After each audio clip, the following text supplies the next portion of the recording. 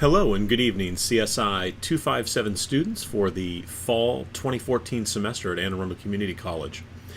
Tonight's video tutorial is going to be on PacketTracer Activity 7.4.3.4, which is configuring basic EIGRP using IPv6.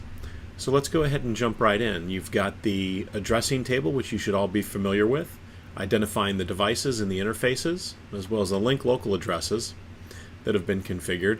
So our objectives for this PacketTracer activity are going to be to configure EIGRP for IPv6 and then to verify IPv6 EIGRP for IPv6 routing.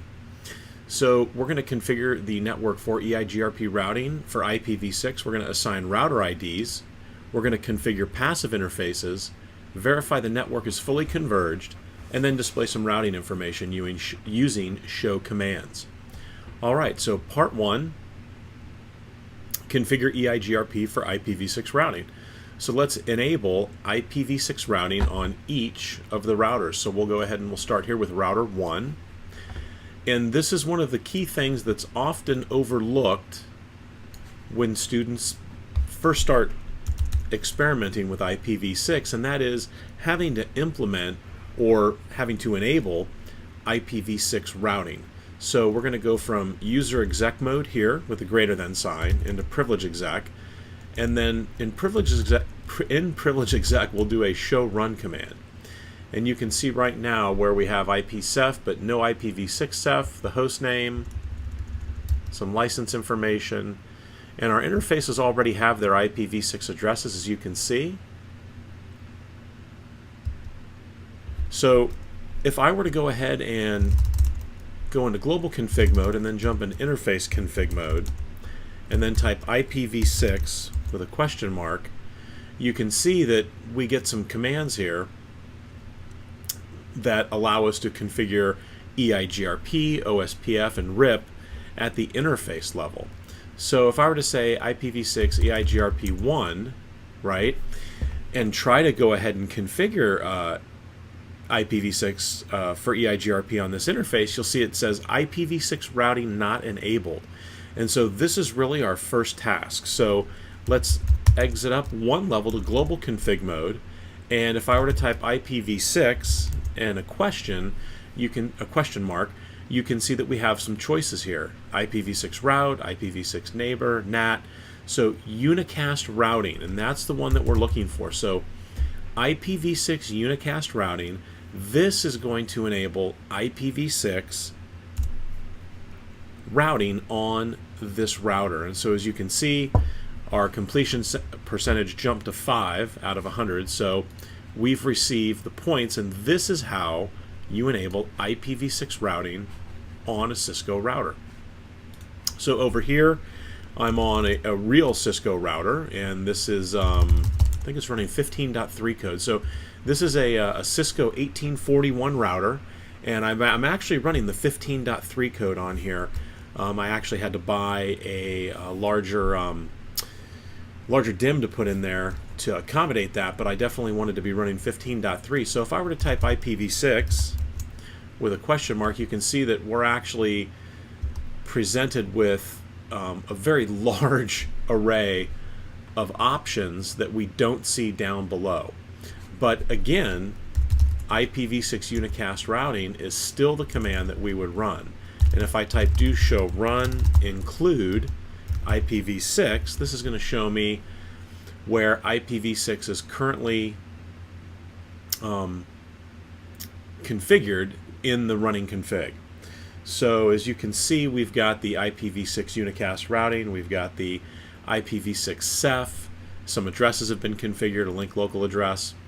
So again, this is just to show you that with the 15.3 code on an actual router, there are a multitude of options that you don't have when you're using PacketTracer. But again, PacketTracer is for the CCNA level, and so that's appropriate for what we're doing.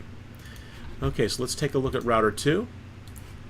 And we're going to go ahead and do the same thing on router 2. We're going to make this a little larger. Go to the CLI. We're going to go from user exec mode into privilege exec, and then into global config, and we'll type in IPv6 unicast routing. So we'll enable unicast routing on router 2, and then we'll jump over here to router 3. Alright, and once again we're going to go from user exec into privilege exec, into global config, and then IPv6 unicast routing. And so now we've enabled IPv6 routing on all 3 of the routers. Okay, so step 2, enable EIGRP for IPv6 routing on each router. And there's a note here, it says the IPv6 routing process is shut down by default. Issue a command that will enable EIGRP for IPv6 routing on routers 1, 2, and 3. Enable the EIGRP process on all routers and use 1 as the autonomous system number. Alright, so again, by default, it's going to be shut down. The IPv6, the EIGRP for IPv6 routing will be shut down. So let's go ahead and let's configure it. So we're going to type in IPv6, and then if you do a question mark, you can see you've got some options. Router, EIGRP, and the autonomous system number, again, can be anything from 1 to 65535, and we're going to go ahead and choose 1. So I'm on router 3. And now, as you can see, it put me into a router sub-configuration mode where I have some other options I can pick from. You can see there's a shutdown command there. So if I type do show run, and let's scroll down, as you can see here, it is definitely shut down by default. So we enabled the process and enable the IPv6 EIGRP process, and it shows that it's shut down. So we want to bring that up. So if I type no shut and then type do show run, when we come down to the EIGRP section for IPv6, as you can see here, now it's no shut, which means that it is fully functional at this point, the process that is. Okay, so we've gone ahead and we've issued the command that's going to enable EIGRP for IPv6, and now we need to do that on routers 2 and router 1. So let's go ahead and type in IPv6 router EIGRP1, and then we'll say no shut, and we'll jump over to router 1, and we're going to do that same thing. So IPv6 router EIGRP 1, and then no shut. And so that's going to go ahead and make sure that we've got the process running on all 3 routers with Autonomous System 1. And remember, the Autonomous System, unlike OSPF, the Autonomous System must match if you're expecting to establish an adjacency between any 2 routers. So OSPF, it was locally significant, but with EIGRP, the autonomous system number needs to match in order for the adjacency to form. Alright, so let's assign a router ID to each router. And the router IDs should be set as follows. So very straightforward. So if we're here in router sub-configuration mode, is this something that we might be able to do here? So if I were to type EIGRP and a question mark, as you can see from router sub-configuration mode, I can then go ahead and select router ID, and this guy is 1.1.1.1, and then we'll jump over to router 2, EIGRP, router ID 1.1.1.1, apologize, it's actually 2.2.2.2 for router 2. So let's do a do show run and make sure that we've got that right. There it is. So router EIGRP router ID 2.2.2.2, and then we'll go to router 3, and these also need to be globally unique, or else you could run into some issues. So we're going to do EIGRP router ID 3.3.3.3, and then the thing to notice, if I back up here and do the question mark, is notice that even though we're running EIGRP with IPv6, that the router ID is still an IPv4 address format, right? So it's a 32-bit number, or a 32-bit IP address format. And so make sure that you remember that it's not in IPv6 format, that the router ID, even though we're doing EIGRP for IPv6 routing, that the router ID will be in IPv4 format. All right, so we're going to say 3.3.3.3, and I'll hit enter. And so we've got our router IDs assigned there. So now it says using Autonomous System 1, and this is step 4, configure EIGRP for IPv6 on each of the interfaces. And so this is, you can see here there's a gig 00 and then serial 000 and 001. And so we're going to go ahead and enable it on all of the interfaces. So I'm going to say gig 00, and it's simply going to be the question mark.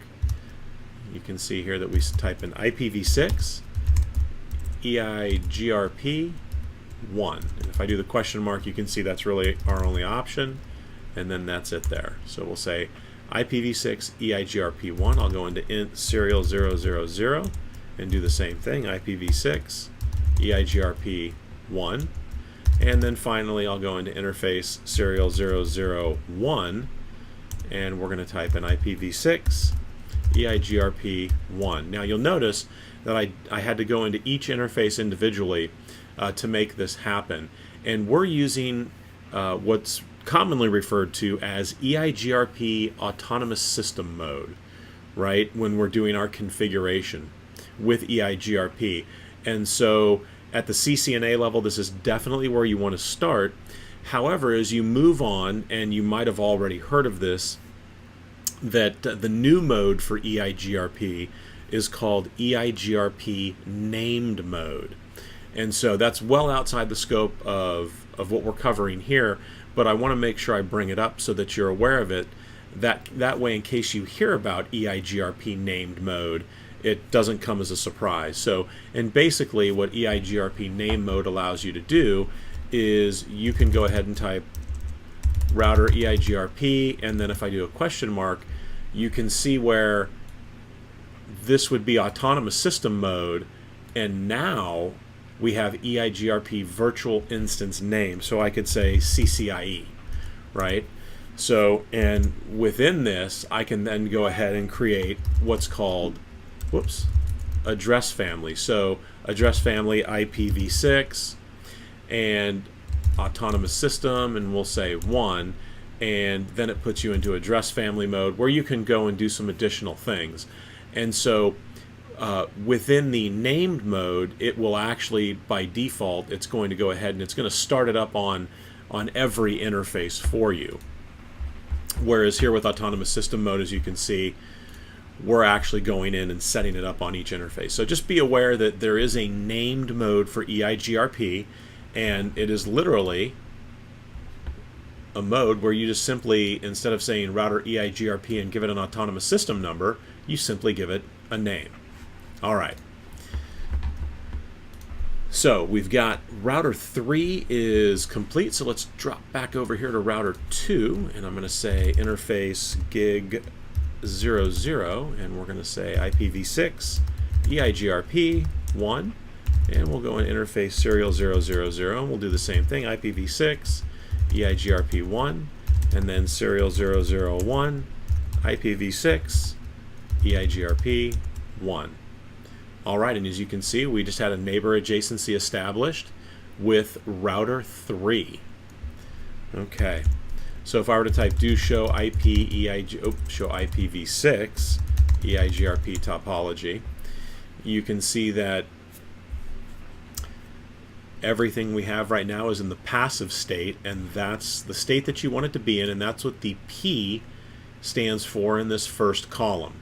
And so that's very important that it be in the passive state, and that simply means that it is not flapping, it's not updating, it's not in an unstable state. So passive means that it's in a stable state, and that's what you want to see. All right, so let's, before I forget, let's jump over here to router 1, and I'll go ahead and type in interface gig 00, and we'll say IPv6 EIGRP autonomous system 1, And we'll go into serial 000, IPv6, EIGRP1, and there we go with router 2, and then finally serial 001, IPv6, EIGRP1, and now we have our neighbor relationship with routers 2 and 3. Okay, so verifying EIGRP, and it's interesting, at the beginning it talked about configuring passive interfaces.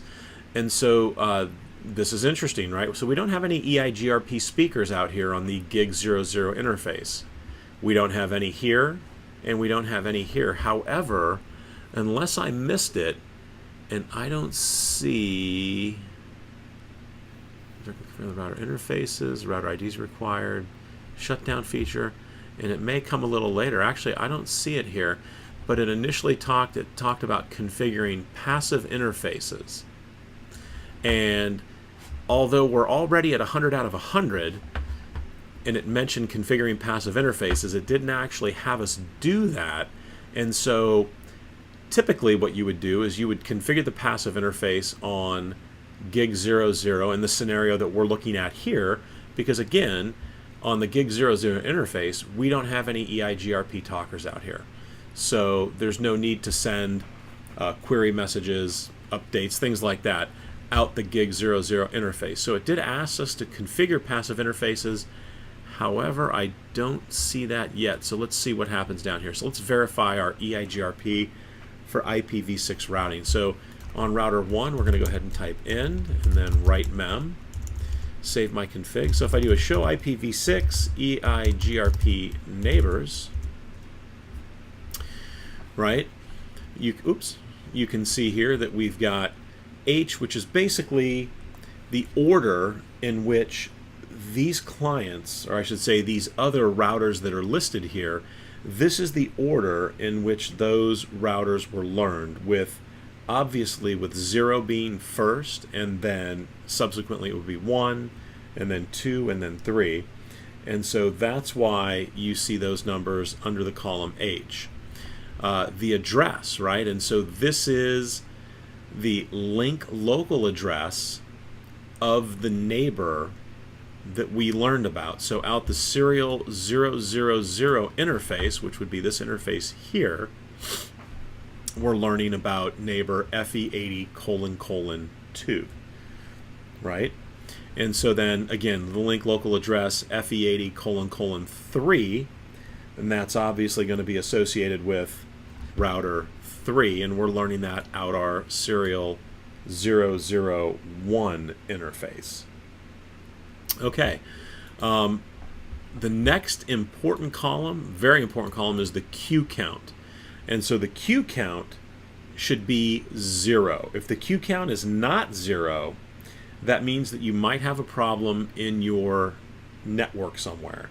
And so that's something that you want to keep an eye out for, is the queue count should always be 0 if you're in a stable, passive, established state, right? You want to make sure that it's 0. All right, so that's the show IP EIGRP neighbor command. And so let's go ahead and now transition down. So the next, and where are we at here? The next step says to show the routing table. So we're going to go ahead and we're going to show the routing table, and we would do that with a show IPv6 route. And so here is the IPv6 routing table. As you can see, we have connected routes, we have local routes, right? But now we have this D, and you'll remember from the IPv4 section is that the D signifies that this route has been learned via EIGRP, right? And so we're learning about the 2001 DB8 Cafe :2 and :3 subnets. And here's the the :2's up here. So here's the :2, and here is the :3. So we're learning about these LAN segments here, the networks on these LAN segments. And you can see the administrative distance that we have is 90. Okay, and let's see. So the next step is going to be the show IPv6 protocols. So if I were to do a show IPv6 protocols, and we'll take a look here. So you can see it's going to tell us the IPv6 routing protocol is EIGRP1 with the autonomous system of 1. And what interfaces is it running on? So gig 00, serial 000, and serial 001. Redistributing EIGRP1. It gives us our distance, right? The administrative distance for internal EIGRP is 90, external is 170, and then again you've got the max paths, which is similar to the OSPF max paths, which technically really doesn't have anything to do with the routing protocol per se, but more to do with CEF, right? The Cisco Express Forwarding. Okay, so just keep that in your back pocket. All right, so let's go ahead. I'm going to go ahead and set the, let's do IPv6 router EIGRP1. If I do the question mark, you can see we can do passive interface. So I'll do gig 00, which again, typically you would set it for your LAN interface, and it indicated that we were going to do that. It just never actually asked us to do that as part of this activity. So if I were to do a show IPv6 protocol, oops, I'm sorry. So do show IPv6 protocols now, you can see it still shows gig 00 even though we've put the passive interface command on gig 00. So if I were to do the same thing on router 2, and you can see we've got the new adjacency has been established. So if I were to say IPv6 router EIGRP1 passive interface gig 00, and then we'll do the same thing here on router 3, and let's see if this has any impact. So again, from user exec to privilege exec, into global config, and then into the IPv6 router EIGRP1, and we're going to say passive interface gig 00. All right, so now let's come over to PC1, and we're going to try to ping from PC1 over to PCs 2 and 3. And so let's go ahead and take a look at that. So if I were to say ping 2001:db8 cafe 3 and PC, it's right there, is :3. And as you can see, that works, right? And again, the reason that works is because router 1, when I go back and I do the show IPv6 route, whoops, show IPv6 route over to the, and I'll just shorten it, the cafe 3 subnet, you can see here that we have learned about that network via EIGRP. And so again, you've got your administrative distance here as 90. And so the next value that you have over here is called your feasible distance, right? And then the via FE80::0, right? So that's my successor. So again, you've got the feasible distance here, okay? And this goes back to the different topology or the different tables that EIGRP maintains, the neighbor table, the topology table, the routing table. And so that's the value, and that's used when you try to figure out whether or not we're going to have feasible successors, right? So routes that are sort of backup routes. So we've got the ping working from 1 to 2, or from 1 to 3. Let's try over to 2. So it's going to be 2:2. And so let's see if we can ping. Is that the right address? No, PC2 is 2:3. So we'll go ahead and we'll let this time out here shortly. And actually, just let me get a Control C in there. So let's say 2:3. All right. So we've got success there. So we're able to ping the PCs back and forth. Again, we set the passive interface up, which is a best practice, especially if there's not an EIGRP speaker out there on that LAN segment. Okay, so this wraps up PacketTracer activity 7.4.3.4, which was configuring basic EIGRP with IPv6. We talked about the passive interface command. We talked about how EIGRP for IPv6, when first configured, is by default shut down. And so that's definitely something to look at if you're doing any troubleshooting. We talked about the router IDs and how the router IDs are still in the IPv4 32-bit format, even though we're doing EIGRP for IPv6. All right, this concludes my video tutorial on PacketTracer 7.4.3.4. I hope you found this informative and I hope it answered some of the questions that you might have had while doing the activity. All right, have a great night.